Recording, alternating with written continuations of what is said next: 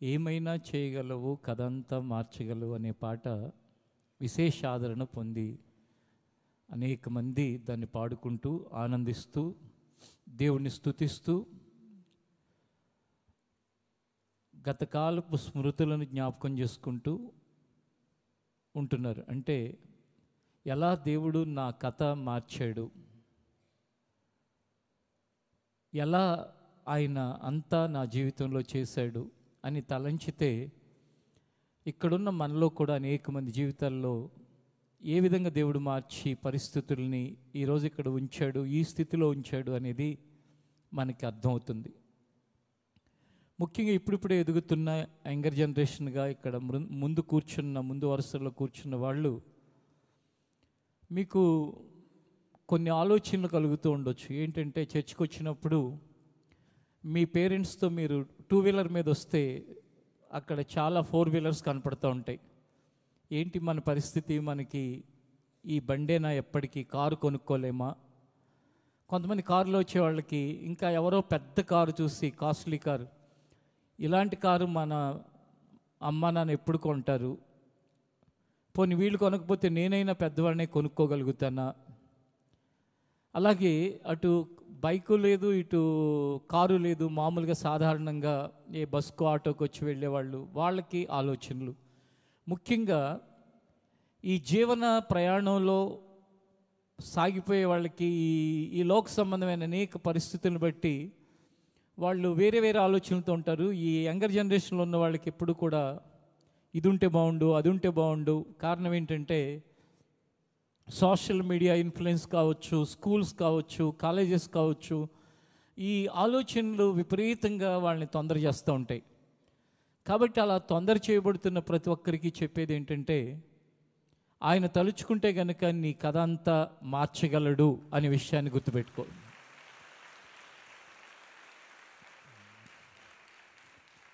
ఆయన చెయ్యాలి అని నిర్ణయిస్తే ఆయన ఏమైనా చేయగలుగుతాడు అని గమనించు.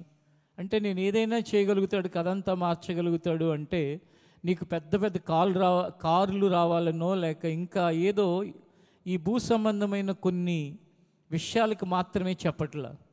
వాటికంటే ముందు కావాల్సింది ఏంటంటే నీ హృదయానికి శాంతి సమాధానం కావాలి. వాటికంటే ముందు మనిషికి కావాల్సింది ఏంటంటే చెప్పటానికి వీల్లేని సంతోషం, అదే రక్షణ, ఆనందం కావాలి. అవి వచ్చిన తరువాత మిగిలినవన్నీ కూడా అవి మనకి ఎంతో ఆనందాన్ని కలిగిస్తాయి, లేక అవి మన జీవితంలో అవి మనకి ఉపయోగపడతాయి. కానీ ఇది లేకుండా, ఏదైతే చెప్పడానికి వీల్లేని సంతోషం, రక్షణ వలన నీకు కలగకుండా అవన్నీ నీకు వస్తే కనుక నిన్నేం చేస్తాయంటే గర్విష్ఠిగా చేస్తాయి. లేక నువ్వు నీకు దేవుడిచ్చిన వాటన్నిటినీ, నీ జీవితాన్ని, నీ కుటుంబాన్ని నాశనం చేసుకోవటానికి నువ్వు ఉపయోగించే పరిస్థితులు నీకు ఉంటాయి. అందుకే ఏదైనా ఆయన చేయగలుగుతాడు అనే విశ్వాసం కలవాడవై, కలదానవై నీ ప్రయాణాన్ని కొనసాగించమని ఈరోజు దేవుడు నా హృదయంలో పెట్టిన వాక్య భాగానికి, ఇప్పుడు నేను చెప్పిన విషయాలకి చాలా దగ్గర సంబంధం అనేది ఉంది. అది మీరు వింటూ ఉన్నప్పుడు ఆ వాక్య ధ్యానంలో మీకు అర్థమవుతుంది. హెబ్రీయులకు రాసిన పత్రిక 1వ అధ్యాయం 9వ వచనాన్ని మనం ఒకసారి చదువుకుందాం. పరిశుద్ధ గ్రంథమైన బైబిల్లో నుండి హెబ్రీయులకు రాసిన పత్రిక 1వ అధ్యాయం 9వ వచనం. నీవు నీతిని ప్రేమించితివి, దుర్నీతిని ద్వేషించితివి. నీవు నీతిని ప్రేమించితివి, దుర్నీతిని ద్వేషించితివి. అందుచేత దేవుడు నీ దేవుడు నీ తోడివారి కంటే నిన్ను హెచ్చించున్నట్లుగా ఆనంద తైలముతో అభిషేకించును. ఇక్కడ చాలా ముఖ్యమైన పాయింట్ ఇది, గమనించండి. నువ్వు నీతిని ప్రేమించావు,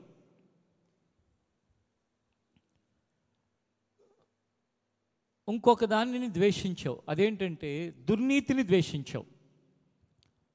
ఇంకొంచెం అర్థం అవ్వాలంటే నువ్వు మంచిని ప్రేమించావు, చెడుని ద్వేషించావు. న్యాయాన్ని ప్రేమించావు, అన్యాయాన్ని ద్వేషించావు. మేలును ప్రేమించావు, కీడుని ద్వేషించావు.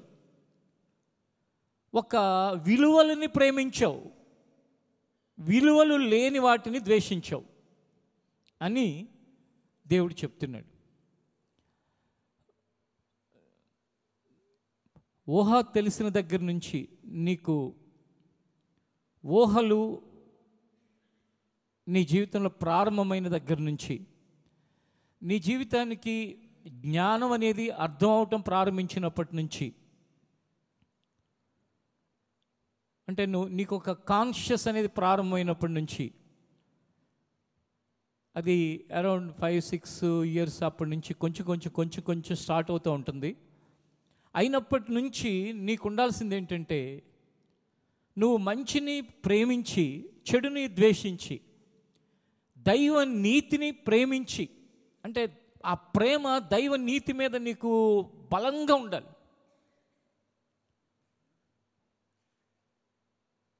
దైవత్వములో ఏ వ్యక్తి అయితే సాగిపోతున్నాడో, కొనసాగుతున్నాడో, ఆ వ్యక్తికి ప్రతిదినం ఉండాల్సిన ముఖ్యమైన ఆ స్వభావం ఏంటంటే, ఏది మంచి అనిపిస్తే దాన్ని అమితంగా ప్రేమించటం, ఏది చెడు అనిపిస్తే దాన్ని హృదయంలో ద్వేషించటం.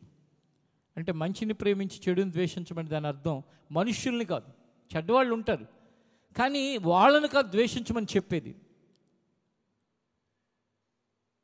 చెడుని ద్వేషించు, వ్యక్తిని కాదు.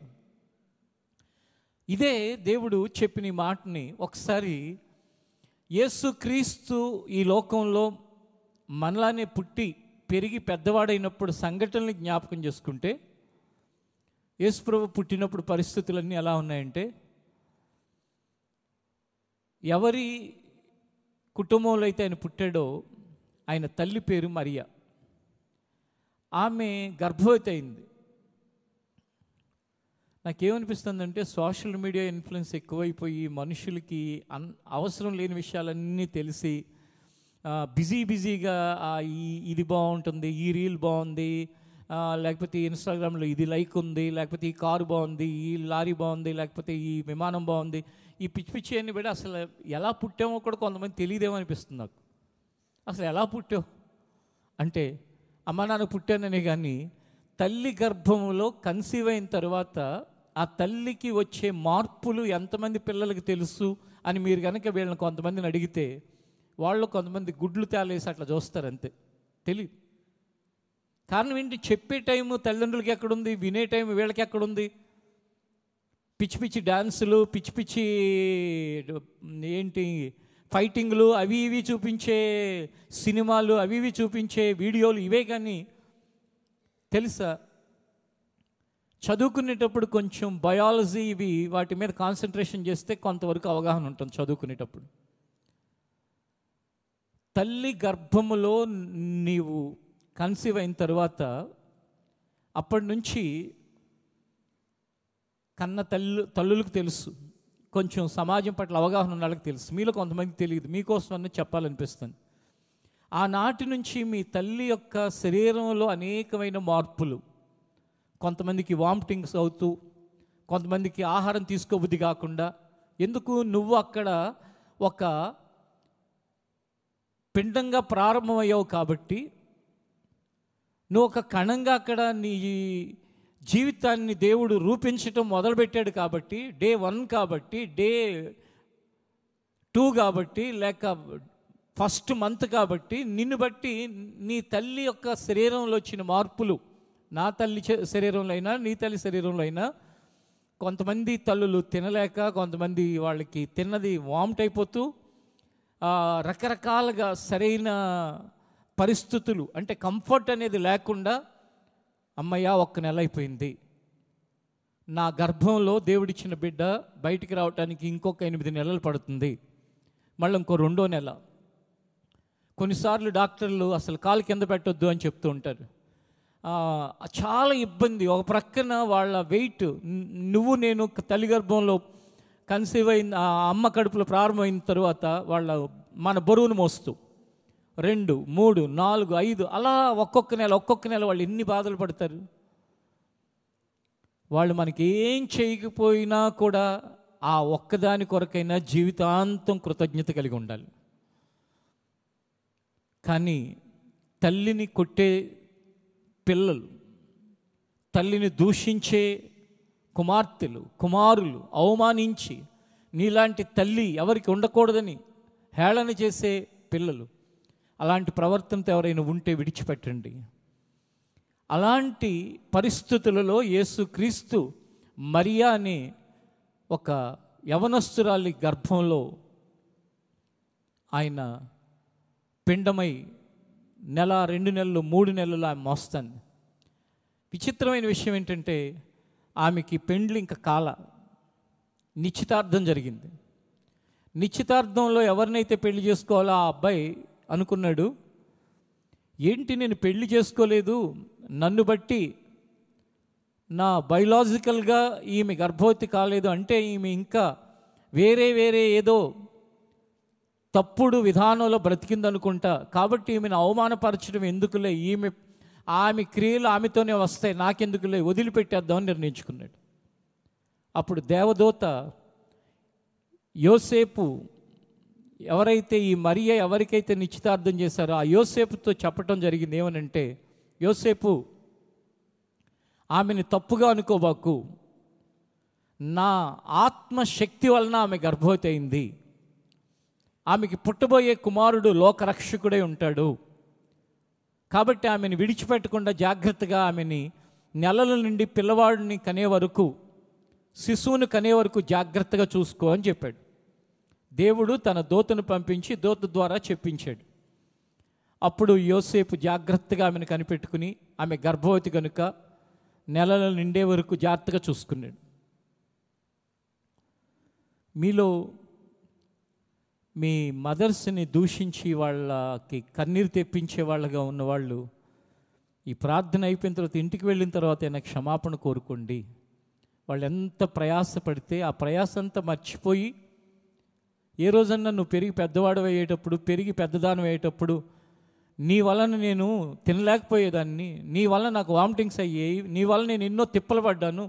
కొంతమందికి ప్రెగ్నెన్సీ ఉన్నప్పుడు షుగర్ అటాక్ అవుతుంది, బీపీ పెరుగుతూ ఉంటుంది. ఇన్ని బాధలు పడ్డాను, నీ దరిద్రం నీ వలన అని ఏ తల్లి ఏ బిడ్డని ఎప్పుడు అనలా.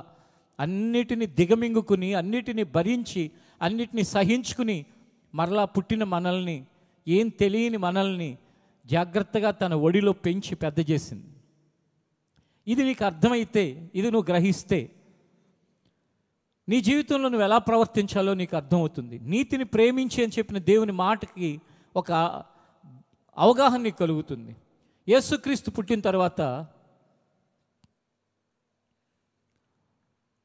ఆయన పెరిగి పెద్దవాడవుతున్నప్పుడు యేసుక్రీస్తు యొక్క కుటుంబం ఏంటో తెలుసా? వడ్రంగి పనిచేసే తండ్రి. ఆ వడ్రంగి పనిచేసే తండ్రికి పిల్లల్ని కని వాళ్ళని పెంచుతున్న భార్య అయిన మరియ, వాళ్ళ అమ్మ. ఆ తర్వాత ఒక 4 కుమారులు, 2 కుమార్తెల గురించి క్లారిటీగా లేదు, కానీ మొత్తం ఒక 6 మంది యేసుప్రభు తర్వాత ఆ ఇంట్లో పుట్టారు. ఒక చిన్న కార్పెంటర్ కుటుంబం. పరిస్థితులు ఎలా ఉండేవో ఒకసారి అర్థం చేసుకోండి. మీరు ఒకసారి మత్తయి సువార్త 15వ అధ్యాయం 33వ వచనాన్ని కనుక మనం తెరిచి చూస్తే, 15 కాదు 13వ అధ్యాయాన్ని చూడండి. 13వ అధ్యాయం 55వ వచనం. ఇతడు వడ్లవాని కుమారుడు కాడా? ఇతడు వడ్లవాని కుమారుడు కాడా? ఇతని తల్లి పేరు మరియ కాదా? ఇతని తల్లి పేరు మరియ కాదా? యాకోబు యోసేపు, సీమోను యూదా అనువారు ఇతని సహోదరులు కారా? ఇతని సహోదరులు కారా? ఇతని సోదరీమణులందరూ మనతోనే ఉన్నారు కాదా? ఇతనికి ఈ కార్యములన్నీ ఎక్కడి నుండి వచ్చినని చెప్పుకుని ఆయన విషయమై అభ్యంతరపడిరి. అంటే ఆయన అద్భుతాలు చేయటం చూసి ఏమనుకుంటున్నారంటే, ఇదిగో ఇతని అమ్మ మరియ కాదా, ఇతని నాన్న యోసేపు కాదా, ఆ నాన్న వడ్రంగి పని చేయడా, అతని యొక్క అన్నలు, అతని యొక్క తమ్ముళ్ళు యాకోబు, యోసేపు, సీమోను, యోదా అనే ఆ 4 అతని తమ్ముళ్ళు కాదా, అతని యొక్క చెల్లెళ్ళు మనతో ఉన్నాళ్ళు కదా, వాళ్ళందరూ మనతోనే కదా కలిసి పెరుగుతున్న వాళ్ళు. ఇతనిదేముంది, ఇతనికి ఇంత కార్యాలు చేసే శక్తి, ఇతనికి ఇంత మహత్యం ఎక్కడి నుంచి వచ్చింది? మనలాంటోడే కదా. మీలో మీ పరిస్థితిని బట్టి నిరాశపడుతున్న పిల్లలకి చెప్తున్నాను, యోసేపు సాధారణమైన వడ్రంగి పని చేసే ఇంట్లో పుట్టి, ఎక్కడ పుట్టాము అనేది ముఖ్యం కాదు, ఎలా బ్రతుకుతున్నాము అనేది ముఖ్యం. మన ఇల్లు ఎంత చిన్నది, మన కుటుంబ పరిస్థితులు ఎంత అల్పమైనవి అనేది కాదు, మన యొక్క విలువలు ఎంత ఉన్నతంగా ఉన్నాయి అనేది ముఖ్యం. మనము నీతిని ప్రేమించటంలో ఎంత ఉన్నతంగా ఆలోచిస్తున్నాం అనేది ముఖ్యం. ఆ చిన్న కుటుంబంలో పుట్టిన యేసు తనతో తమ్ముళ్ళు ఉన్నారు, చెల్లెళ్ళు ఉన్నారు, ఇంచుమించుగా 6, తను కలిపి 7 మందిని ఆ ఇంట్లో ఆ తండ్రి ఎలా పోషించేవాడో ఆ నిఘంటువుల్లో ఏమని చెప్పబడుతుందంటే, ఆ వడ్రంగి పనిలో ఆయన కూడా పనిచేసి సహాయపడేవాడు తండ్రికి. ఆ సహాయపడుతూ తన తమ్ముళ్ళు తన చెల్లెళ్ళ క్షేమాన్ని చూసుకుంటూ 30 సంవత్సరాల వరకు అలాగే సాగిపోయాడు. ఈ రోజు నుండి మీలో చిన్నవాళ్ళు ఎవరైతే మీ జీవితాన్ని గురించి వర్రీ అవుతున్నారో దాన్ని విడిచిపెట్టడానికి ఈ ఒక్క విషయం చాలు. గ్లోబ్ అంతటిలో ఉన్న మానవాళి రక్షణ కొరకు దేవుని చేత పంపబడిన వ్యక్తే ఒక సాధారణమైన కుటుంబంలో సాధారణమైన వ్యక్తిగా బ్రతుకుతూ ఎటువంటి కంప్లైంట్ లేకుండా బ్రతుకుతున్నాడు. ఎప్పుడు వాళ్ళ అమ్మ మీద కంప్లైంట్ చేయాలి, వాళ్ళ నాన్న మీద కంప్లైంట్ చేయాలి, వాళ్ళ కుటుంబ పరిస్థితుల మీద కంప్లైంట్ చేయాలి. పైగా వాళ్ళు అంటున్నారు కదా, ఏమని, వడ్రంగాడు కుమారుడు కాదా అంటున్నారు. అయినా నన్ను అలా అంటారా, ముందు ముందు చూడండి నేనేంటో చూపిస్తా అని ఏం అనలా. నిజమే కదా, నేను వడ్రంగి ఇంట్లోనే పుట్టాను, వాళ్ళ అబ్బాయినే నేను. కాకపోతే బయలాజికల్గా నా పుట్టుక కారణం పరిశుద్ధాత్ముడు కావచ్చు, కానీ నేను భూ సంబంధంగా వాళ్ళ కొడుకునే కదా. ఏమైందంటే ఇప్పుడు నన్ను అంటే అని అనుకున్నాడు. అనుకుని ఆయన చేసింది మాత్రం ఏంటంటే నీతిని ప్రేమించడం అనేది చేశాడు. మీలో కూడా మీ ఇంటి పరిస్థితులు చూసి ఏ ఒక్కరు కూడా వేరువేరుగా మీ యొక్క ఆలోచనలు పెట్టుకోకుండా నేనేం చేయాలి, ఏం చేయాలి, నువ్వు నీతిని ప్రేమించు చాలు. ఇది చెప్తుంటే నా బాల్యం కూడా గుర్తొస్తుంది. ఏంటంటే ఒక అమాయకంగా ఉండే ఒక పిల్లవాడిని నేను. అమాయకంగా అంటే ఏంటంటే ప్రోయాక్టివ్నెస్ అనేది నాకు ఉండేది కాదు. ప్రోయాక్టివ్నెస్ అంటే ఏంటంటే అల్లరి చేసి అమ్మ నాన్న దగ్గర తప్పించుకోవటం, లేకపోతే ఎవరి దగ్గర ఎలా మాట్లాడాలో అలా మాట్లాడటం, ఇవన్నీ నాకు వచ్చాయి కాదు. నా తర్వాత పుట్టినవాడు మాత్రం చాలా ప్రోయాక్టివ్గా ఉండేవాడు. ఇంట్లో మా నాన్నగారికి కూడా బాగా నచ్చేవాడు వాడు. నేను నచ్చేవాడిని కాదంటే కొడుగ్గా ప్రేమించట్లేదని కాదు. ఎందుకంటే 2 పిల్లలు ఉంటే చిన్నోడు అవటం ఒకటి, రెండోది జాగ్రత్తగా ఎప్పుడేం మాట్లాడాలి, ఎలా ఉండాలి, ఇవన్నీ బాగా తెలిసినవాడు. అలా చిన్నతనం ఉండేది. ఆ చిన్నతనంలో అరౌండ్ ఒక 10 years 11 years అవుతున్న టైంలో ఎప్పుడైతే మా అమ్మ చర్చికి తీసుకువెళ్ళిందో, వెళ్ళిన తర్వాత అమాయకంగా ఉండే నా యొక్క స్వభావంలో మంచి గురించి వింటుంటే నాకు చాలా ఆనందంగా ఉండేది. నీతి గురించి వింటుంటే హృదయం అంతా కూడా ఉప్పొంగేది. అబ్బా ఎంత మంచి మాటలు చెప్తున్నారా, ఎంత అద్భుతంగా ఉండేరా అని. ఇంకోసారి నాకు అనిపిస్తుంది, ఈ అమాయకంగా ఉండటం వల్లనే చెప్పినట్టు నమ్మేశానేమో. అదే కొంచెం హుషారు అయిన వాళ్ళైతే కనుక చెప్పింది ఏముందలే, సరిలే అని అలా తీసుకుని ఉండుంటే కనుక నా హృదయంలో యేసుక్రీస్తుని చేర్చుకోవటానికి నేను ఇష్టపడేవాడిని కాదేమో అని అనిపిస్తూ ఉంటుంది. ఏదేమైనా అది దైవ నిర్ణయం. అలా ఒక అమాయకంగా బాల్యం ఉన్న నా జీవితం అలా కొంచెం వాక్యాలు వింటున్నప్పుడు ఆ వాక్యము హృదయంలో గొప్ప ఆనందాన్ని కలిగించేది. ఎందుకు కలిగించేది అంటే అది నీతి కాబట్టి. మరి మీలో ఎంతమందికి నీతి ఆనందాన్ని కలిగిస్తుంది, న్యాయం ఆనందాన్ని కలిగిస్తుంది, మంచి ఆనందాన్ని కలిగిస్తుంది? ఎంతమందికి కలిగించట్లేదు? కొంతమంది మనస్తత్వం ఎలా ఉంటుందంటే, మన దగ్గర ఉన్న చాక్లెట్ ఎవరికైనా ఇస్తే మనసుకు ఆనందంగా ఉంటుంది కొంతమందికి. ఇంకొంతమందికి ఏమో వేరే వాళ్ళ చాక్లెట్ లాక్కుంటే ఆనందంగా ఉంటుంది. ఇదే నీతిని ప్రేమించటం, దుర్నీతిని ద్వేషించటం. అంటే నీతిని ప్రేమించటం అంటే ఏంటంటే, నువ్వు ఇతరులకి మంచి చేస్తూ, ఇతరులకి మేలు చేస్తూ, నీ జీవితం ద్వారా ఇతరులకి సంతోషాన్ని కలిగించేవాడిగా ఉంటూ ఎవరైనా అలా చేస్తూ ఉంటే, ఎవరైనా అలా బ్రతుకుతూ ఉంటే, ఎవరైనా ఆ విధంగా నడుస్తూ ఉంటే దాన్ని బట్టి సంతోషం కలిగి ఉండడు. దుర్నీతిని ప్రేమించేవాడి లక్షణం ఎలా ఉంటుందంటే, ఎవరి దగ్గరైనా లాక్కుంటే, ఎవరినైనా ఏడిపిస్తూ ఉంటే, ఎవరినైనా హింసిస్తూ ఉంటే సంతోషపడుతూ ఉంటాడు. దీన్ని ఇప్పుడు మన వాడుక భాషలో సైకో మెంటాలిటీ అని ఇంకా రకరకాలుగా అంటారు. అది చాలా అంటారు. దుర్నీతిని ప్రేమించే లక్షణం దేవుడు దగ్గర నీకు ఎటువంటి మేలుని నీ జీవితానికి తెచ్చిపెట్టలేదు. నువ్వు నీతిని ప్రేమించే నీ స్వభావం, నీ గుణం, నీ లక్షణం నిన్నేం చేస్తుందంటే నీ తోటి వారందరికంటే కూడా నిన్ను హెచ్చించేటట్టుగా చేస్తుంది. అదే ఇప్పుడు ఇది నేను వివరించిన తర్వాత ఒకసారి ఆ మాటను చదవండి.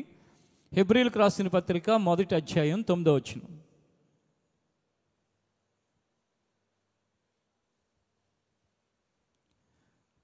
నీవు నీతిని ప్రేమించితివి, దుర్నీతిని ద్వేషించితివి, అందుచేత దేవుడు నీ తోటి వారి కంటే నిన్ను హెచ్చించినట్లుగా ఆనంద తైలముతో అభిషేకించెను.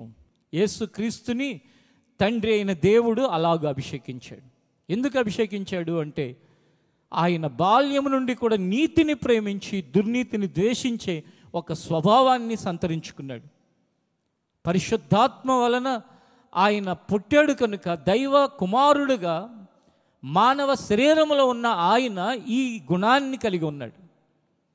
ఈరోజు దేవుని వాక్యాన్ని వింటున్నావు, ఆ నీతిమంతుడైన యేసు రక్తం చేత కడగబడ్డావు. ఇంకా కొంతమంది కడగబడని వారు, రక్షణ లేని వారు కూడా ఉన్నారు. కడగబడిన నీవు, కడగబడబోతున్న నీవు ఆ యేసు రక్తము మీద నువ్వు విశ్వాసం కలవాడవైతే, కలదానవైతే నీ గుండెల నిండా ఉండాల్సింది ఏంటంటే నీతి మీద విశేషమైన ప్రేమ ఉండాలి, అవినీతి మీద ద్వేషం ఉండాలి, మంచి మీద అపరిమితమైన ప్రేమ ఉండాలి.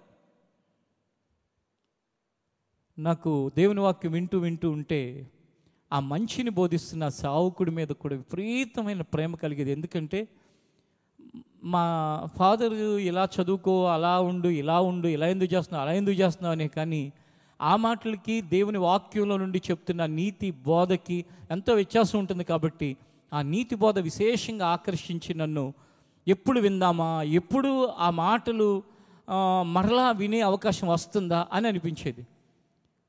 ఆ వింటున్నప్పుడు కొన్నిటినేమో చేయగలిగేవాడిని, కొన్నిటిని చేయలేకపోయేవాడిని, కొన్నిటిని చేయలేనప్పుడు చాలా బాధేసేది, ఇంకా చెయ్యాలని ఒక తపన కలిగేది. మీకు కూడా ప్రతి ఒక్కరికి చెప్పేది ఇదే, నువ్వు నీతిని ప్రేమించావా, నీవు హెచ్చించబడినట్లుగా దేవుని యొక్క అభిషేకం నీ మీద ఉంటుంది.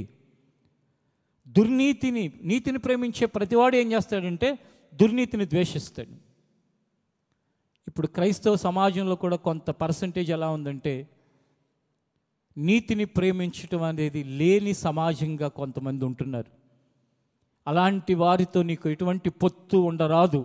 అలాంటి వాళ్ళు నీకు ఆదర్శం కాదు, అలాంటి వారు నీకు మాదిరి కాదు. అలాంటి వారి నడత నీ జీవితంలో నువ్వు ఎప్పుడు కూడా అలా నడవటానికి ఇష్టపడకూడదు. ఎక్కడ దుర్నీతిని ప్రేమిస్తున్నారో అక్కడి నుంచి దూరంగా పారిపోవటం ఎంతో మంచిది.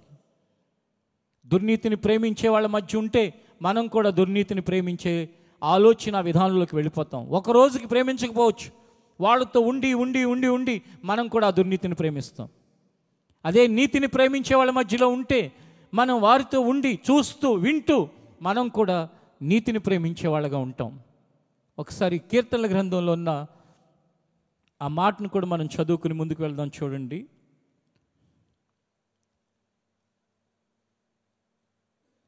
45వ అధ్యాయం కీర్తనల గ్రంథం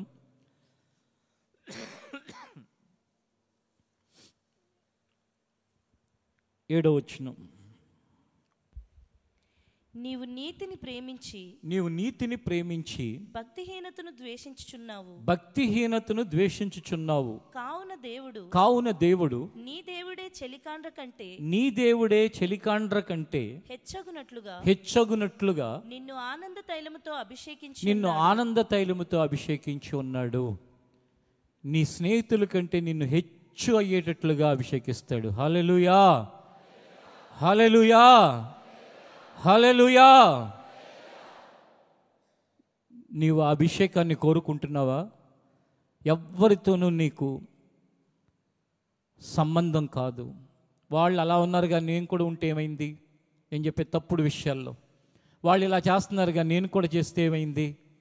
వాళ్ళు ఇలా మాట్లాడుతున్నారుగా, పైగా వాళ్ళ తల్లిదండ్రులు దేవుళ్ళో ఎంతో ముందున్నాళ్ళుగా, వాళ్ళ తల్లిదండ్రులు అలా చేస్తుంటే ఈ పిల్లలు వాళ్ళలాగా నేను కూడా ఉంటా, వాళ్ళలాగా నేను కూడా ప్రవర్తిస్తా. అది కాదు నీకు.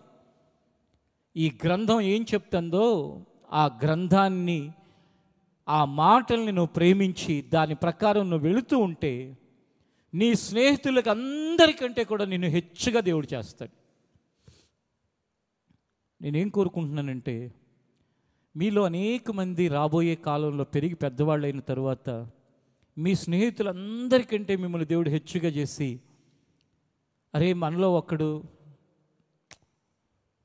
మనతో కాకుండా మనకంటే అసలు ఊహించటానికి వీల్లేనంతగా దేవుడు ఇలా చేశాడే అని ఆశ్చర్యపోయేటట్లుగా. నేను ఒక చిన్న చర్చిలోనే పెరిగి పెద్దవాడిని పెరిగంటే అక్కడే ఉన్నానని కాదు, అక్కడే వాక్యాలు వింటూ అక్కడే ఆ వాక్యాలని చేయాలని శ్రద్ధ కలిగి అక్కడున్న పాస్టర్ గారు ఏది చెప్తే ఆ పని చేసుకుంటూ, అంటే ఖాళీ టైంలో చదువుకుంటూ ఖాళీ టైంలో అలా పెరిగి పెద్దవాడిని అయ్యాను. ఇప్పుడు వాళ్ళందరి మధ్యలో, వాళ్ళ యొక్క స్థితిగతులన్నిటి మధ్యలో వేరుగా ఆయన నన్ను తీసుకొచ్చిన విధానాన్ని చూచినప్పుడు, వాక్యం ఎంత సత్యంరా బాబు, వాక్యం సున్నైనా పుల్లైనా తప్పిపోదు కదా అని అనిపిస్తూ ఉంటుంది. అదే మీలో ప్రతి ఒక్కరికి కూడా హృదయంలో బలంగా ఉండవలసిన ఒక తీర్మానం. నా చర్చ్ ఫ్రెండ్స్ ఎలా ఉన్నా నాకు సంబంధం లేదు, నేనైతే నీతిని ప్రేమిస్తూ బ్రతుకుతాను. నా స్కూల్ ఫ్రెండ్స్ ఎలా ఉన్నా నేను వాటిని పట్టించుకొని నేనైతే ఇలా ఉంటాను, నేనైతే ఇలా చేస్తాను, నేనైతే ఇలా సాగుతాను. ఇది మీలో ప్రతి ఒక్కరికి ఉండాల్సిన ఒక స్థిరమైన నిర్ణయం. నేను దేవుని సేవకు వచ్చినప్పుడు నాకంటే 3-4 సంవత్సరాలు, 5-6 సంవత్సరాలు, ఆల్మోస్ట్ 10 సంవత్సరాల లోపే చిన్నవాళ్ళు అనమాట. వాళ్ళలో నేను చూస్తూ ఉంటే ఒకళ్ళిద్దరు కనపడరు ఇప్పుడు. ఎందుకంటే వీళ్ళు బ్రతికిన విధానానికి వేరుగా బ్రతికి, వీళ్ళకి దేవుడు అనుగ్రహించిన దీవెనలు, మేలులు, ఆశీర్వాదాలు వాళ్ళ జీవితంలో లేనప్పుడు వాళ్ళకి మధ్యలో ఉండలేక దూరం అయిపోయారు. వాళ్ళు ఒకళ్ళో ఇద్దరు గుర్తొస్తున్నారు నాకు గుర్తున్నంత వరకు. అందరూ ఆ రోజుల్లో వాళ్ళు ఒక 5 సంవత్సరాలు, 7-8 చిన్నవాళ్ళు కాబట్టి అన్న అనుకుంటా ఆ చిన్న చర్చిలో నాతో పాటు ఉండేవాళ్ళు, బ్యాచిలర్స్ వాళ్ళు. అప్పుడు వాళ్ళ పరిస్థితులన్నీ కూడా చిన్న చిన్న పరిస్థితులు. 1500 జీతం, కొంతమందికి 2000, కొంతమందికి 3000, ఇలా చిన్న చిన్న పరిస్థితులు. కాలక్రమంలో 10 ఏళ్ళు, 15 ఏళ్ళు, 20 ఏళ్ళు అయిపోయేసరికి దేవుడు నీతిని ప్రేమించిన ప్రతి వ్యక్తి జీవితాన్ని, దుర్నీతిని ద్వేషించిన ప్రతి ఒక్కరి జీవితాన్ని ఒక్కొక్కటిగా దేవుడు ముందుకు తీసుకువెళ్ళి, ఎవరి వైపు చేతులు చాపేవారిగా కాకుండా, ఎవరి వైపు చూసేవాళ్ళుగా కాకుండా దేవుడు వాళ్ళని ముందుకు తీసుకువెళ్ళిన విధానం చూస్తే, దేనిలో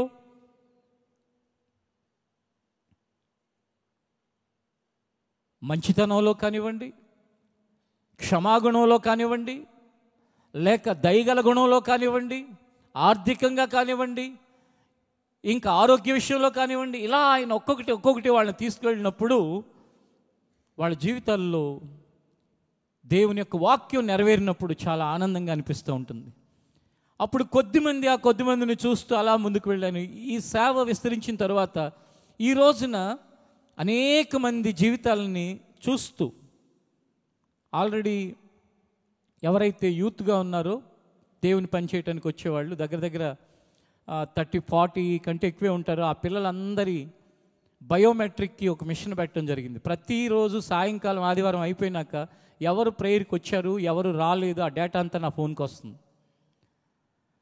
ఎందుకంటే వాళ్ళని ఆ వయసులో కొన్నిసార్లు తల్లిదండ్రులు ఏదో పనుండి మన భాగ్యలత చర్చికి వెళ్ళారనుకోండి, వాడు ఏదో ఒకటి అబద్ధం చెప్పి నేను ఇక్కడికి వచ్చానంటే వాళ్ళు అనుకుంటారు ఇక్కడికి వెళ్ళాడు అనుకుంటారు, ఇక్కడికి వెళ్ళింది అనుకుంటారు. వాడు ఇంకేదైనా వేరే వ్యవహారాలు ఉంటే ఏమవుతుంది?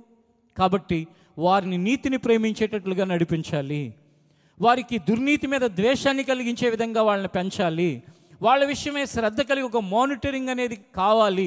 ఎలా అయినా వీళ్ళ యొక్క పరిస్థితులు రేపటి దినాన రాబోయే కాలంలో వీళ్ళు నీతిని ప్రేమించి వీళ్ళ తోటి వారందరికంటే కూడా దేవుని చేత హెచ్చు చేయబడటం చూడాలి. అది దేవునికి మహిమ కలగాలి.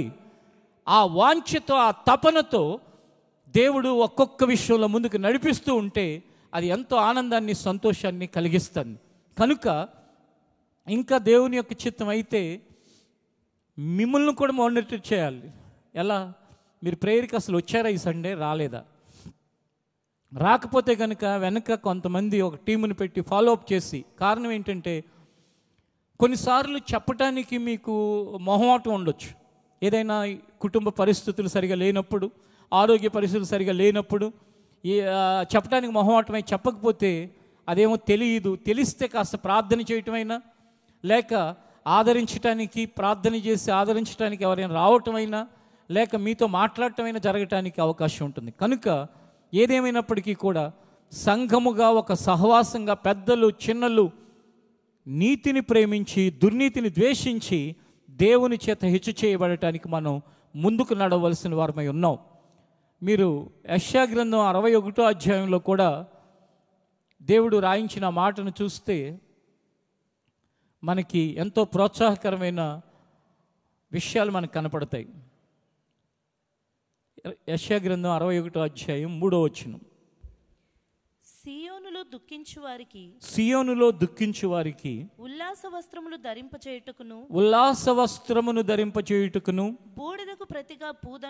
బూడిదకు ప్రతిగా పూదండను దుఃఖమునకు ప్రతిగా ఆనంద తైలమును భారభరితమైన ఆత్మకు ప్రతిగా స్తుతి వస్త్రమును వారికిచ్చుటకును ఆయన నన్ను పంపి ఉన్నాడు. యెహోవా తన్ను మహిమపరుచుకొనున్నట్లు నీతి అను మస్తకి వృక్షములనియు యెహోవా నాటిన చెట్లనియు వారికి పేరు పెట్టబడును. చూడండి, దుఃఖిస్తున్న నీకు ఉల్లాస వస్త్రం, బూడిదకు ప్రతిగా పూదండ, దుఃఖమునకు ప్రతిగా ఆనంద తైలము, భారభరితమైన ఆత్మకు ప్రతిగా స్తుతి వస్త్రము ఇవ్వటం కోసం దేవుడు యేసయ్యని లోకానికి పంపించాడు. పంపించి మనం దుఃఖంతో ఉన్నామా మనం ఓదార్చటానికి, మనం కృంగి ఉన్నామా మనల్ని లేవనెత్తటానికి, మనం భయపడుతున్నామా మనల్ని ధైర్యపరచడానికి, మన చేయి పట్టుకుని మన తోటి వారందరికంటే కూడా మన హెచ్చుగా చేయటానికి ఆయన ఉద్దేశించి ఉన్నాడు. ఆ ఉద్దేశం నెరవేరాలి అంటే కనుక కావాల్సింది ఏంటంటే, నీ జీవితంలో ఎవరినో చూచి వాళ్ళు ఎలా ఉంటే నేను కూడా అది తప్పైనా కూడా అలా చేస్తే పర్వాలేదని అనుకోకుండా నీతిని ప్రేమించి నీతిని అనుసరించి నడుచుకుంటూ వెళ్ళిపోతే, చాలాసార్లు మనందరికీ తెలిసిందే, దేన్ని ఎక్కువగా ప్రేమిస్తామో దాన్ని మనం చేయటానికి ఇష్టపడతాం. అందుకే చదువుకునేటప్పుడు ఏం చదవాలని ఎవరినైనా అడిగితే, ఉద్యోగం చేసేటప్పుడు ఏ ఉద్యోగం చేయాలని అడిగితే వాళ్ళు ఏమంటారు? నీకు ఏది ఇష్టం అది చేయంటారు. ఇష్టమైనది చేయటానికి ఎంత కష్టమైనా మనం చేస్తాం. అలాగే దైవ నీతిని ఎంత ప్రేమిస్తామో దాన్ని అంతగా అనుసరించడానికి ప్రయత్నిస్తాం. అది చెడ్డదానిని ఎంత ద్వేషించటం మన జీవితంలో మనం నేర్చుకుంటామో అంతగా దాన్ని అసహించుకుని దానికి దూరంగా బ్రతుకుతాం. కాబట్టి మీరు ఏ పని చేస్తున్న వాళ్ళైనా, ఏ వయసు వాళ్ళైనా, ఏం చదువుకుంటున్నా, ప్రభువా ఈ 10వ నెల ఇక చివరి వారం నీతిని ప్రేమించటం నాకు బలంగా నా జీవితంలో ఉండునట్లు నాకు సహాయం చేయి ప్రభువా. అంతేగాని సొసైటీ అంతా అమ్మని తిట్టే ఒక మూడ్లో ఉన్నారనుకోండి, నువ్వు కూడా అలాంటి పనికిమాలిన పనులు చేయకూడదు. సొసైటీ అంతా తండ్రిని తిట్టే మూడ్లో ఉన్నారనుకోండి, నువ్వు కూడా ఆ పనులు చేయకూడదు. ఫర్ ఎగ్జాంపుల్, సినిమాల్లో కొంతమంది మానవాళికి నాశనాన్ని కలిగించే డైలాగులు చెప్తూ ఉంటారు. 2-3 సార్లు నేను మీకు అది గుర్తు కూడా చేశాను. తగ్గేదేలే అని అందరూ అంటున్నారు కదా. సొసైటీ మూడ్ అంతా అలా ఉంది కాబట్టి నేను కూడా దేని విషయంలో తగ్గను. అమ్మా నాన్నలు అడిగింది ఇవ్వకపోతే వాళ్ళని తిడతాను, కొడతాను, చంపుతాను. లేకపోతే ఆఫీసులో కనుక ఎవరైనా నాకు ఎదురు తిరిగితే వాళ్ళని నాశనం చేస్తాను. ఎందుకంటే నీ కొటేషన్, నీ క్యాప్షన్ అది కాబట్టి. సొసైటీ అంతా ఆ మూడ్లో ఉంది కాబట్టి. ఈ రోజున క్రైస్తవులు అనేకులకి నాశనకరమైన ఫలాలు రావటానికి కారణం ఏంటంటే, సమాజం ఏ మూడ్లో ఉంటే వీళ్ళు బైబిల్ పట్టుకుంటారే కానీ ఆ మూడ్లో బ్రతుకుతుంటారు. ఒక్క నీతిని ప్రేమించేవాడు మాత్రం సమాజంలో ఉన్న మూడ్తో సంబంధం లేదు, కానీ మూడంటే ఆ సమాజంలో ఉన్న పరిస్థితులు, సమాజంతో సంబంధం లేకుండా దేవుడు ఏది చెప్పాడో, దేవుని వాక్యం ఏది రాసుందో అది నాకు కావాల్సింది, అది నేను ప్రేమించేది, అది నేను నా జీవితంలో అనుసరించేది. అది నీతిని ప్రేమించడం అంటే. మీలో ప్రతి ఒక్కరిని దేవుడు ఆ విధి విధానంలో నడిపించడానికి మిమ్మల్ని మీరు దేవుడికి అప్పగించుకోండి. సంవత్సరానికి ఇంకా చివరి దినాలు దగ్గర పడుతున్నాయి, 2 నెలల కాలం ఉంది, ఇంకొక 4-5 రోజులు అయిపోతే, ప్రభువా నేను ఎలాగునైనా ప్రభువా ఈ సమాజ పరిస్థితులకు విధి విధానాలకి వేరుగా నీ వాక్యం ఏం చెప్తుందో దాని మీద నేను నిలబడతాను, దానిని నేను కొనసాగిస్తాను, దానిని నేను అనుసరిస్తాను, దాని మీద నేను నిలబడతాను. నీతి మీద నువ్వు నిలబడ్డావా నీ తోటి వారి కంటే నిన్ను దేవుడు హెచ్చుగా చేస్తాడు. దుర్నీతిని ద్వేషించావా తప్పకుండా నీ జీవితం నీ ఊహకు అందనంతగా ముందుకు కొనసాగించబడుతుంది. కథ మొత్తం పూర్తిగా మారిపోతుంది. నీ పరిస్థితులన్నీ నీరు ఏమాత్రం కూడా ఆలోచించలేనంతగా అవుతాయి. అవి ఎలా జరిగినాయి, అవి ఎలా అయినాయి కొన్ని చెప్పాలి అంటే కనుక అనేక గంటలు పడుతుంది. అనేక మంది గురించి నాకు తెలుసు, మన మధ్యలో ఉన్న వాళ్ళే. కానీ దైవచిత్తమైతే ఇంకెప్పుడైనా వాటి విషయమే విందాం. కానీ ఖచ్చితంగా మనందరం ఎవరి పక్షం అంటే నీతిని ప్రేమించే పక్షం మాది.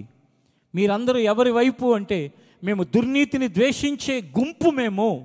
మేము ఎవరిమి అంటే దేవుని చేత నీతిగా బ్రతికినప్పుడు దేవుని చేత అభిషేకించటానికి ఏర్పరచబడిన గుంపు.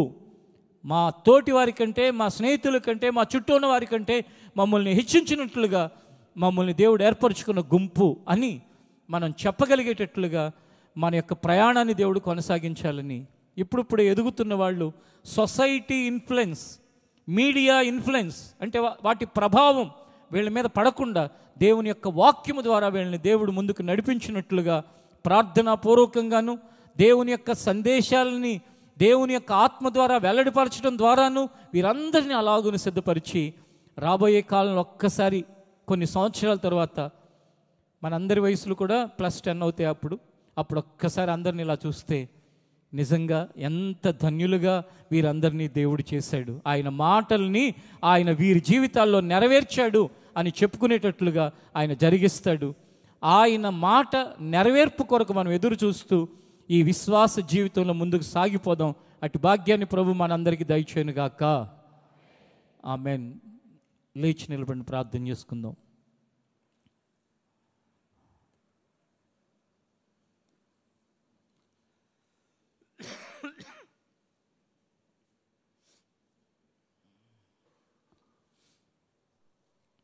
లోకంలో ఎక్కువ మంది అనుసరిస్తున్న సమాజపు స్థితిగతులు కాదు నాయన, నీ బిడ్డలుగా మాకుండవలసింది నీతిని ప్రేమించే గుణం ప్రభువా. మమ్మల్ని బలపరిచిన ఆయన, మా జీవితాలని అలాగున సిద్ధపరిచిన ఆయన,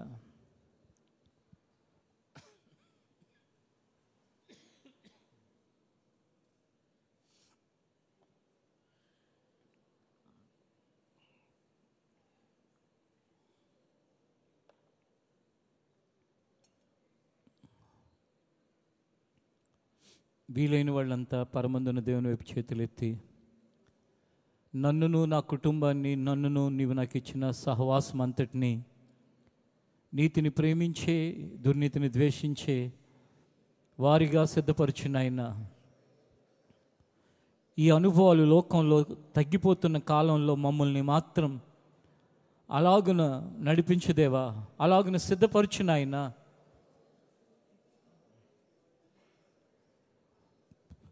అలాగు ముందుకు కొనసాగించు తండ్రి.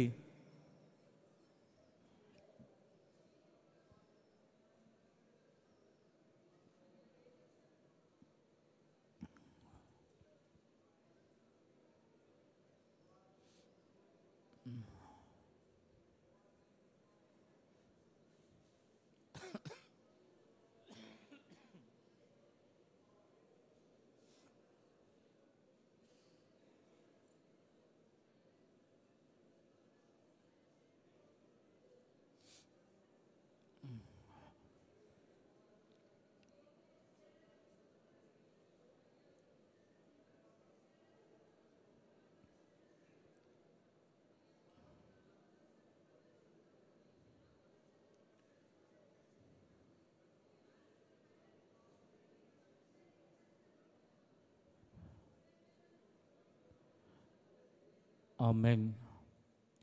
మమ్మల్ని అందరినీ నీతిని ప్రేమించే ఒక గుంపుగా ఉంచు తండ్రి. మాలో యవనస్తులు కానీ, మధ్య వయస్సులు కానీ, పెద్దలు కానీ అందరినీ కూడా నీతిని ప్రేమించే గుంపు జనాంగంగా చేయి నాయన. బాల్యకాలంలో ఇప్పుడు ఎదుగుతున్న వారికి నాయన ప్రతి విషయంలో నీతి మీద ప్రేమ దయచేయి నాయన. దుర్నీతిని విన్నప్పుడు కానీ, చూచినప్పుడు కానీ దాన్ని అసహించుకునే మనసు దయచేయి నాయన. ఏ ఒక్కరూ కూడా ప్రభువా దీనికి వేరుగా బ్రతకూడదని ప్రార్థిస్తున్నాను. నిశ్చయముగా ఇంకొన్ని వారాల్లో ఈ సంవత్సరాంతంలోకి వెళుతుండగా నిశ్చయముగా ప్రతి వారిని కూడా నీతిని ప్రేమించిన ఆయన నీవు ఆశీర్వదించినట్లుగా, నీవు హెచ్చించినట్లుగా నీ అభిషేకమును దయచేయను ఆయన. తద్వారా 2026లోకి వెళ్ళేసరికి తండ్రి మా యొక్క ఆలోచన విధానంలో, మా ప్రవర్తనలో, మా యొక్క సమస్తములో ప్రభువా గత కాలం కంటే వేరుగా బ్రతకటానికి సహాయం చేయండి. తద్వారా నీ మహిమను ప్రతి వారు చూచినట్లు సహాయం చేయండి దేవా. ఈ నెల చివరి రోజుల్లో మేమున్నాం. 10వ నెల చివరి దినాలనైనా మీరు భద్రంగా కాపాడండి. చేసే పనుల్లో సహాయం చేయండి. మరలా వారం కలుసుకునే వరకు నీ కాపుదల దయచేయండి. నీ యొక్క వాక్య ధ్యానములో ప్రతి వారిని నిలిపి ఉంచండి. దుర్నీతిని ప్రేమించే గుణాన్ని విడిచిపెట్టే భాగ్యాన్ని దయచేయి. దుర్నీతిలో బ్రతుకుతున్న వారిని దానికి ఈ రోజు నుంచి నాయన బాయ్ బాయ్ చెప్పడానికి సహాయం చేయి నాయన. దానికి వేరుగా నిర్ణయం తీసుకోవటానికి బలపరచండి. మీ చేతులకు అర్పిస్తున్నాం దేవా. ప్రత్యేకమైన శ్రద్ధ ఈ సంవత్సరాంతంలో నీతిని ప్రేమించి దాన్ని అనుసరించడానికి దయచేయి నాయన. దుఃఖాక్రాంతుల్ని ఓదార్చండి నాయన. కృంగిన వారిని బలపరచండి ప్రభువా. పడి ఉన్న వారిని లేవనెత్తండి తండ్రి. బలహీనుల్ని, అనారోగ్యంతో ఉన్న వారిని స్వస్థపరచు నాయన. నీ సహాయంను దయచేయండి. యేసు నామములో అడుగుచున్నాం తండ్రి, ఆమేన్. ఒకసారి కూర్చోండి.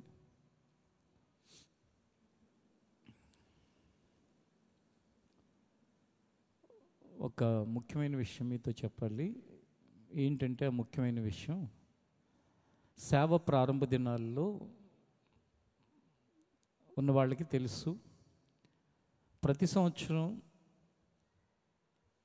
సంవత్సరం చివరిలో నవంబర్ 1వ తారీఖు నుంచి డిసెంబర్ 10వ తారీఖు వరకు ఉపవాస దినాలని ఆచరించడం జరుగుతుంది. ఇది నేనైతే 35 సంవత్సరాలుగా చేస్తున్నాను. అంటే మారు మనసు పొందినప్పటి నుంచి ఇది మా చర్చిలో పెట్టిన ఒక నియమం. దేనికి అంటే కారణం లేకుండా లేదు ఈ నియమానికి. జనరల్గా అయితే ఏంటంటే ఈస్టర్ అప్పుడు దాని ముందు శ్రమ దినాలని 40 దినాలు చేసే కొంతమంది ఉంటారు, సంఘాలు, సహవాసాలు. మా చర్చిలో పెట్టిన నియమం నేను 30 సంవత్సరాలుగా అనుసరిస్తుంది దేనికంటే, సంవత్సరం చివరిలోకి వచ్చాం. ఈ సంవత్సరం అంతా ఈ నెలలన్నీ 10 నెలలు దేవుడికి కాపాడి మన్ని నడిపించినందుకు కృతజ్ఞతగాను, రాబోయే సంవత్సరం కొరకు సిద్ధపాటుగాను ఉపవాస ప్రార్థన.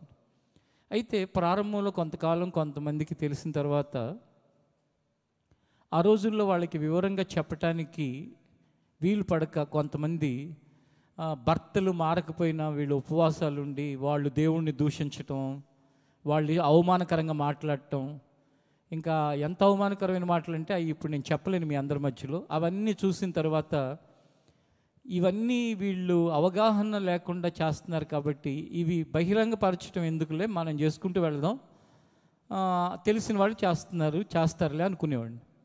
ఇప్పుడు నాకు అర్థమవుతున్న విషయం ఏంటంటే, వివరంగా చెప్పి ఖచ్చితంగా ఇంట్లో భార్యాభర్తలు ఇద్దరూ ఒకే మనసుతో ఆ నిర్ణయం లేకుండా చేయబాకండి. ఒకటి. రెండవది, ఇష్టం లేకుండా చేయబాకండి. మీ ఆరోగ్య పరిస్థితులను బట్టి చూసుకుని దాన్ని బట్టి చేయండి. అంతేగాని ఇది ఖచ్చితంగా అందరూ చేయమనో బలవంతంగా చేయమనో చెప్పే విషయం కాదు. ఎవరికైతే ఆసక్తి ఉంటుందో, ముఖ్యంగా ఈ బాల్య యవ్వన కాలంలో ఉన్నవాళ్ళు, వాళ్ళకి కాస్త జీవితంలో ఆకలి అంటే ఏంటి అనేది అర్థం అవ్వాలి చిన్నతనం నుండే. అంటే కొంచెం దేవుని సన్నిధిలో ఉపవాసం ఉండి దేవుని వేడుకోవటం నేర్చుకుంటే, పూర్తిగా అంటే 40 రోజులు అంటే రోజంతా అని కాదు. ఉదయం మీరు టిఫిన్ చేసే అలవాటుని టిఫిన్ చేయొచ్చు, మధ్యాహ్నం భోజనం చేయొచ్చు, ఇంకా సాయంకాలం రాత్రి మాత్రం ఏం తినకుండా, ఇంకా మరీ నాకు ఇబ్బంది అనుకుంటే 6 గంటల లోపు ఏదైనా టిఫిన్ చేస్తే అది మీ ఇష్టం చేయొచ్చు, కానీ ఇంకా 6 దాటిన తర్వాత మాత్రం ఏం తినకుండా, అది ఎవరికి చెప్పేది నేను ఆరోగ్యంగా ఉన్న వాళ్ళకి. ఒకవేళ ఆరోగ్యం సహకరించిన వాళ్ళైతే 6 తర్వాత కూడా ఏదైనా తినాలి అని అనుకుంటే అది ఇక మీ యొక్క ఆరోగ్య పరిస్థితులను బట్టి నిర్ణయం తీసుకుని, అది కూడా మీకు ఇష్టమై ఉండాలనుకుంటే ఉండి సంవత్సరం అంతా దేవుడు కాపాడినందుకు రాబోయే సంవత్సరం కొరకు సిద్ధపాటు. కారణం ఏంటంటే ఎంతో కొమ్ములు తిరిగిన జ్ఞానం కలవాళ్ళం అని చెప్పుకునే వాళ్ళు కూడా వాళ్ళ పిల్లల్ని క్రమశిక్షణతో పెంచలేక చేతులు ఎత్తేస్తున్న పరిస్థితులు నా కళ్ళతో చూస్తున్నాను.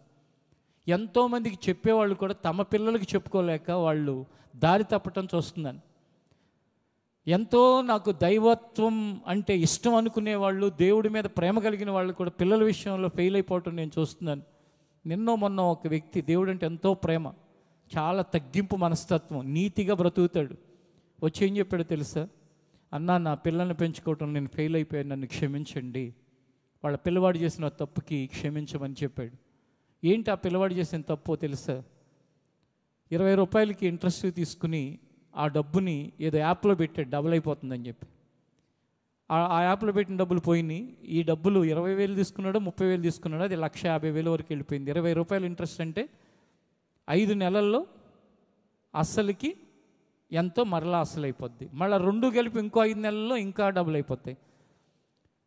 ఆ తండ్రి చాలా అమాయకుడు, చాలా మంచివాడు, చాలా పద్ధతిగా బ్రతికేవాడు, కానీ ఆ కొడుకు చేసిన తప్పుడు పని. కాబట్టి ఏమేమి సంభవించబోతున్నాయో, పరిస్థితులు ఏ విధంగా ఉంటాయో మనకు తెలియదు. కాబట్టి దానికి జాగ్రత్తగా సిద్ధపడి సంవత్సరం తర్వాత సంవత్సరం దేవుడికి ఇష్టరాళ్ళుగా బ్రతకటం కోసం ఆ సిద్ధపాటు లేక కనిపెట్టి ప్రార్థించే దినాలు. కాబట్టి ఎవరైనా ఆసక్తి ఉంటే దానిలో పాలు పంపులు పొందొచ్చు, అది గమనించండి. ఎవరు కూడా ఒకరికి ఇష్టం లేకపోతే ఇంకొకరు చేస్తూ పోట్లాడుకోవద్దు దయచేసి. దేవుడికి అవమానాన్ని కలిగించబాకండి. దేవుడు ఎరగని తల్లిదండ్రులు ఉన్నవాళ్ళు కూడా మీ ఇంట్లో మీ తల్లిదండ్రులకి దేవుడి మీద ద్వేషం కలిగేటట్లుగా మీ నిర్ణయాలు ఉండకూడదు. మీరు ఏ నిర్ణయం తీసుకున్నా మా అబ్బాయి చేసే పని ఎంతో బాగుంది అని చెప్పి దేవుడిని నమ్ముకొని మీ నాన్న మీ అమ్మ దేవుడి దగ్గరికి ఆకర్షించబడాలి. అలాంటి ప్రవర్తన మనకు ఉండాలి. ఇంకేమైనా సందేహాలు ఉంటే మీరు ప్రార్థన అయిన తర్వాత నన్ను కలిసైనా అడగచ్చు, లేకపోతే ఆఫీస్కి వచ్చి మాట్లాడైనా తెలుసుకోవచ్చు. మొత్తం మీద నవంబర్ 1 నుంచి ప్రారంభించబడతాయి, డిసెంబర్ 10తో అవి ముగించబడతాయి. ఒకప్పుడు ఎప్పుడుండే అంటే నవంబర్ 22 నుంచి డిసెంబర్ 31 వరకు ఉండే. దాన్ని ఎందుకు మార్చడం జరిగిందంటే సెమీ క్రిస్మస్ ప్రార్థనలకి వెళ్ళటం వలన వేరు ప్రాంతాలకు వెళ్ళినప్పుడు కొందరేమో తింటామని, కొందరేమో తినక ఆ కన్ఫ్యూజన్లో అక్కడ మీటింగుల్లో చాలా ఇబ్బంది అవుతుంది. కాబట్టి మీటింగ్ స్టార్టింగ్కి ముందే డిసెంబర్ 10 కల్లా ఈ ఉపవాస దినాలు క్లోజ్ అయిపోతే ఆ తర్వాత మిగిలిన దినాలన్నీ కూడా సంవత్సరాంతంలో దేవుని పనిలో ముందుకు వెళ్ళొచ్చు అనే ఉద్దేశంతో చాలా కాలం క్రితమే ఆ మార్పు జరిగింది. నవంబర్ 1 నుంచి డిసెంబర్ 10 వరకు 40 డేస్. అది గమనించండి. ఆశీర్వాదపు కోరస్తో మనం ముగించుకుందాం. లేచి నిలబడండి. వచ్చే ఆదివారం మనం దేవుని సన్నిధిలోకి వచ్చేసరికి దైవ నిర్ణయ ప్రకారం దేవుని చిత్తమైతే ఆ ఉపవాస ప్రార్థనలో పాలుపంపులు పొందేవారు ఆ ప్రార్థనల ప్రారంభంలో ఉంటారు. వారి కొరకు మీ అనుదిన ప్రార్థనలో జ్ఞాపకం చేసుకోండి. అనేక సంవత్సరాల కన్నీటి ప్రార్థనలు, అనేక సంవత్సరాల ఉపవాస ప్రార్థనలే నేడు సంఘంలో దేవుడిచ్చిన నెమ్మదికి, సమాధానానికి, ఆశీర్వాదానికి, క్షేమానికి కారణం. కనుక మరలా ఒకసారి దేవుని సన్నిధిలో 2025లో మనందరం ప్రార్థించి రాబోయే కాలంలో అనేకుల క్షేమం కొరకు మనం ప్రార్థన చేసేవారిగా ఉందాం. ఆశీర్వాదపు కోరస్ను పాడుకుందాం. ఆశీర్వదించుము మమ్ము దేవా, నిండైన దీవెనతో పంపుమయా. ఆశీర్వదించుము మమ్ము దేవా, నిండైన దీవెనతో పంపుమయా. నీదు సన్నిధిలో మేము నిలచి పొందేదామిన్ మేలులను నీదు సన్నిధిలో మేము నిలచి పొందేదామిన్నో మేలులను పొందేదామిన్నో మేలులను పొందేదామిన్నో మేలులను.